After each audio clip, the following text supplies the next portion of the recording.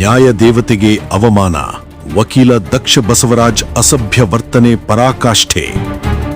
ಕರ್ನಾಟಕದ ಪೊಲೀಸರನ್ನ ಸರ್ವೋಚ್ಚ ನ್ಯಾಯಾಲಯದ ಶಿಸ್ತಿನ ಪವಿತ್ರ ನೆಲದಲ್ಲಿ ದಕ್ಷ ಬಸವರಾಜ್ ದರ್ಪ, ನ್ಯಾಯಾಧೀಶರ ವಿರುದ್ಧವೇ ನಾಲಿಗೆ ಹರಿಬಿಟ್ಟ ವಕೀಲ. ಯಾರು ಅಪಾಯಿಂಟ್ ಆಗಬಾರ್ದು ಅನ್ನೋದ್ರಿಂದ ಹಿಡಿದು ಯಾವ ಡಿಸ್ಟ್ರಿಕ್ಟ್ ಜಡ್ಜ್ ಎಲ್ಲಿ ಪ್ರಮೋಷನ್ ಆಗುವ ಅನ್ನೋ ಮಟ್ಟಕ್ಕೂ ಕೂಡ ಇಲ್ಲಿ ನರಸತ್ತಂತ ಕೊಲಿಜಮ ವ್ಯವಸ್ಥೆಯನ್ನ ನಾವು ಕರ್ನಾಟಕದಲ್ಲಿ ಕಾಣ್ತಾ ಇದ್ದೀವಿ.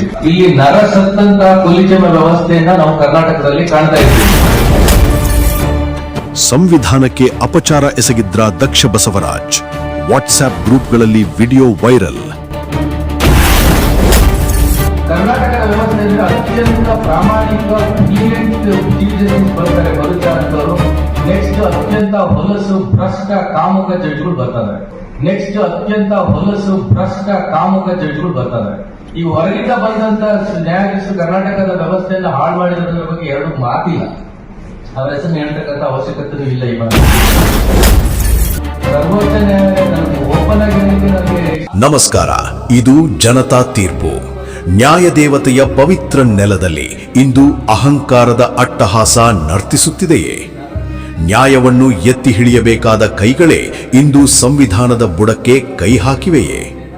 ಹೌದು, ವಕೀಲ ದಕ್ಷ ಬಸವರಾಜ್ ಅವರ ಈ ನಡವಳಿಕೆ ಈಗ ಇಡೀ ರಾಜ್ಯವನ್ನೇ ಬೆಚ್ಚಿ ಬೀಳಿಸಿದೆ. ಒಬ್ಬ ಹಿರಿಯ ವಕೀಲರಾಗಿ ಜವಾಬ್ದಾರಿಯುತ ಸ್ಥಾನದಲ್ಲಿರುವ ಬಸವರಾಜ್ ಅವರು ಮಾಡುತ್ತಿರುವ ಆರೋಪಗಳೇನು? ನ್ಯಾಯಾಧೀಶರ ವಿರುದ್ಧ ಅವಾಚ್ಯ ಶಬ್ದಗಳ ಬಳಕೆ, ಉನ್ನತ ನ್ಯಾಯಾಲಯವನ್ನೇ ಲಾಂಛನವನ್ನಾಗಿ ಮಾಡಿಕೊಂಡ ದರ್ಪ.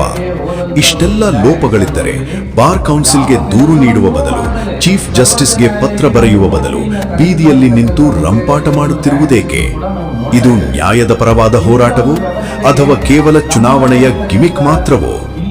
6 ಕೋಟಿಯ ಬೆಂಟ್ಲಿ ಕಾರು, ಹೈಫೈ ಹೋಟೆಲ್ಗಳಲ್ಲಿ ಜಡ್ಜ್ಗಳೊಂದಿಗೆ ಬ್ರೇಕ್ಫಾಸ್ಟ್, ಗಾಳಿಯಲ್ಲಿ ಗುಂಡು ಹೊಡೆಯುವ ಬಸವರಾಜ್ ಅವರೇ ಸಾಕ್ಷಿ ಇದ್ದರೆ ಸಾರ್ವಜನಿಕವಾಗಿ ಏಕೆ ಪ್ರಕಟಿಸುತ್ತಿಲ್ಲ? ಕಾನೂನು ತಿಳಿದವರೇ ಈ ರೀತಿ ವರ್ತಿಸಿದರೆ ಜನಸಾಮಾನ್ಯರ ಗತಿಯೇನು? ನಮ್ಮ ನ್ಯಾಯಾಂಗ ವ್ಯವಸ್ಥೆ ಎತ್ತ ಸಾಗುತ್ತಿದೆ? ಇದಕ್ಕೆ ಕಾಲವೇ ಉತ್ತರ ನೀಡಬೇಕು. ಈ ವಿಡಿಯೋ ಸಖತ್ ವೈರಲ್ ಆಗ್ತಿದೆ. ಸಾರ್ವಜನಿಕರ ಆಕ್ರೋಶವು ಮುಗಿಲು ಮುಟ್ಟಿದೆ. ನೋಡ್ತಾ ಇರಿ ಜನತಾ ತೀರ್ಪು.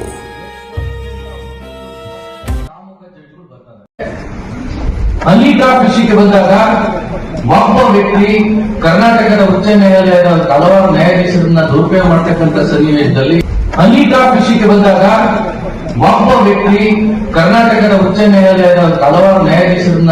ಮಾಡ್ತಕ್ಕಂಥ ಸನ್ನಿವೇಶದಲ್ಲಿ ಒಂದೂವರೆ ವರ್ಷದ ಹಿಂದೆ ನಾನು ಈ ವಿಷಯವನ್ನ ದೊಡ್ಡ ಗಲಾಟೆ ಮಾಡಿ ಆಯಾ ನ್ಯಾಯಾಧೀಶರಿಗೆ ಹೇಳಿ ಇಂಥ ವ್ಯಕ್ತಿಯ ಸಹವಾಸ ಮಾಡಬೇಡ್ರಿ ಅಂತ ಹೇಳಿ ಸ್ವಲ್ಪ ಚುರುಕು ಮುಗಿಸಿದ್ದೇನೆ.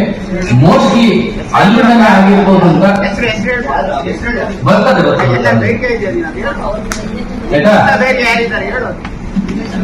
ಆಮೇಲೆ ಆ ವ್ಯಕ್ತಿಯ ಜೊತೆಗೆ ಸೇರ್ಕೊಂಡಿರ್ತಕ್ಕಂಥ ಹಿರಿಯ ವಕೀಲರು ಇದ್ದಾರೆ. ಒಬ್ಬ ವ್ಯಕ್ತಿ ಇವನಿಗೆ 1 ನಿಮಿಷ ಅವಕಾಶ ಕೊಡಿ, ಯಾವ ರೀತಿ ಆಯ್ತು ಅಂತ ಹೇಳಿರ್ತೀನಿ. ಶಾಂಗ್ರಿಲಾ ಹೋಟೆಲ್ ನಲ್ಲಿ ನಾನು ನನ್ನ ಮಗ ಹೆಟ್ಲಕ್ ಹೋಗ್ತೀವಿ ಪ್ರತಿ 4 ವರ್ಷದಿಂದ. ಅಲ್ಲಿ ಒಬ್ಬ ವ್ಯಕ್ತಿ ಒಬ್ಬ ಶಿರಸ್ತೆದಾರನ ಮಗ, ಆ ಶಿರಸ್ತೆದಾರ ರಿಟೈರ್ ಆದ್ಮೇಲೆ ಒಬ್ಬ ಹಿರಿಯ ವಕೀಲರ ಆಫೀಸರ್ ಕೊಂಡ್ರೆ ಅವ್ರು ಜಡ್ಜ್ ಆದ್ರು. ಆ ವ್ಯಕ್ತಿ ನೀವು ಬಂದು ಕಾರ್ ತರೋದು, ಒಂದು ಕಾರ್ 6 ಕೋಟಿದು, ಇನ್ನೊಂದು ಕಾರ್ 3 ಕೋಟಿದು, ಒಂದು ಬೆಂಟ್ಲಿ ಕಾರ್ 6 ಕೋಟಿ, ಇಂಥ ಕಾರ್ ತಗೊಂಡ್ ಬರ್ತೇನೆ.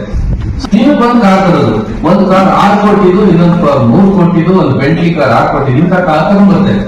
ಸೊ ಅವ್ರು ನಿಮ್ಗೆ ಹೇಳ್ತಾ ಇದ್ದ ನಿಮ್ಗೆ ಪರಿಚಯ ಇದ್ದಾರ, ಅವ್ರ ಪರಿಚಯ ಯಾವ ಬೇಯಿಸ್ಕೊಂಡಿಲ್ಲ, ಹೇಳ್ತಾ ಇದ್ದ ಅವ್ರ ಮನೆಗೆ ಹೋಗಿದ್ದೆ, ಇವ್ರ ಮನೆಗೆ ಹೋಗಿದ್ದೆ, ಅವ್ರ ಬೆಳಗ್ಗೆ ಬ್ರೇಕ್ಫಾಸ್ಟ್ ಅರೇಂಜ್ ಮಾಡಿದ್ದೆ.